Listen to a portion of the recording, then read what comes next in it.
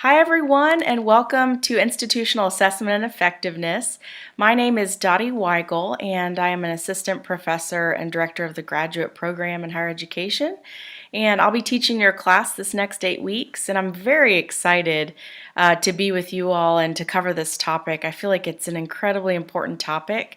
We're going to look at the broad picture of assessment and institutional effectiveness. We're going to talk about what it means to have a healthy institution where students are actually learning and we're able to measure that learning. But we're also going to have an opportunity to look more specifically maybe at a program or an area that you would like to know more about. You'd like to know about the effectiveness or how that particular program is working. And so you'll get a hands-on project that we'll be doing this next 8 weeks related to that. So we're thinking big picture, but we're also thinking smaller, more directly at specific programs. So I just wanted to talk for a few minutes a little bit about some of the projects we'll be doing and some of the assignments related to the course.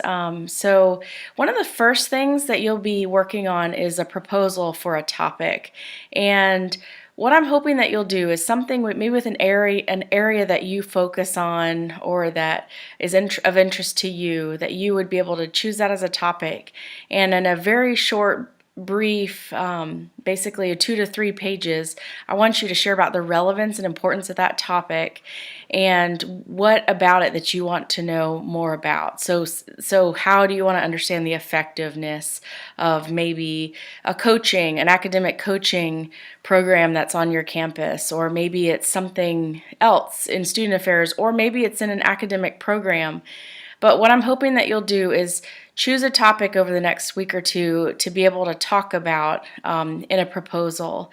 And then we're going to actually work on developing learning outcomes. So basically this is us saying, how do we know as a result of participating in this program, as a result of engaging in this initiative, students will? And then you basically are describing that. So you'll have an opportunity to create learning outcomes, and just the art of knowing how to do this is such an important part of being an educator, whether that's like in the traditional classroom sense as a faculty member or as a co-curricular educator.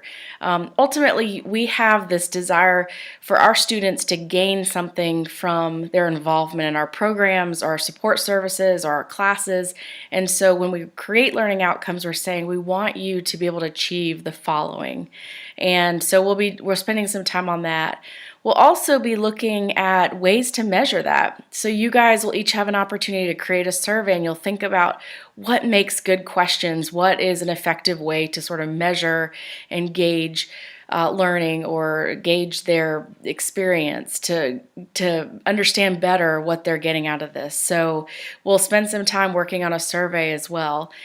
And over the course of the 8 weeks, you'll be doing these smaller projects that will lead to this bigger plan. You'll be developing this overall assessment plan or project that you'll finish up toward the end of the semester, and you'll be able to talk about kind of a start to finish engaging in this process. And let me tell you that these are the pieces that students often say, when I went to interview for a job or a next job or an internship or whatever it is, I talked about the assessment plan that I worked on because it was a concrete way for me to talk about engaging with students, engaging with my department or whatever it is. You're able to really have something tangible that you can speak to as a skill set. Assessment is incredibly important.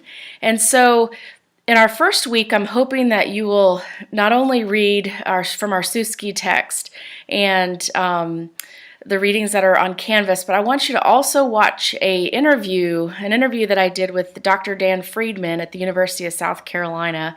I worked with him a couple years ago in University 101 programs when I was at South Carolina, and he does assessment so well with his department, and so I thought he would be a really, really good person to talk to. So I hope that you will be able to watch that and learn some ideas and thoughts about assessment as it relates to somebody who is currently in the field and doing the work, and to be able to get something from that.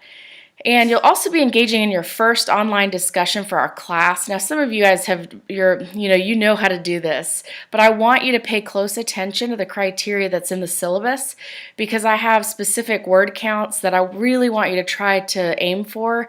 If you write a lot, like really beyond what the word limit is, I will take off points. And if you're under it, if you don't cite your work, if you're not incorporating, references into it, I will take off points. So I want to make sure that you're thinking about these things. The best way to do that is to look at the syllabus and what the criteria are for our online discussions.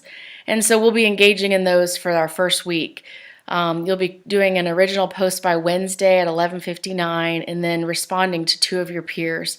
And I believe in the syllabus I say, don't wait till Saturday night to respond because you're really not a part of the conversation, but checking in, periodically from Wednesday to Saturday to be able to respond to people who might have questions for you or responses to you or to be able to respond to others. So I want you to think about that and take a look at those criteria as you're thinking about doing your posts with the online discussions. And we will be having our first Zoom session, and I'll be sending you a separate announcement about that. But those will be the second week of class, so you'll want to make sure you pay attention to that and the times, and you only have to attend one of them, one of the sessions. But this is a great way for us to connect beyond just through discussions. I'll be able to really see you guys and then be able to connect that way as well. And so if you have any questions, I've listed my contact information. You can call me, you can email me, you can reach me a number of different ways, but I am happy to connect with you if you do have questions or need some clarification. But ultimately, I hope that you will walk away getting something really helpful and tangible from this class because I really do believe it's one of the most important pieces that you'll be learning in this program. So thank you for your role and as a student, but also engaging in this. And I look forward to our next 8 weeks. And please do not hesitate to let me know if you have questions.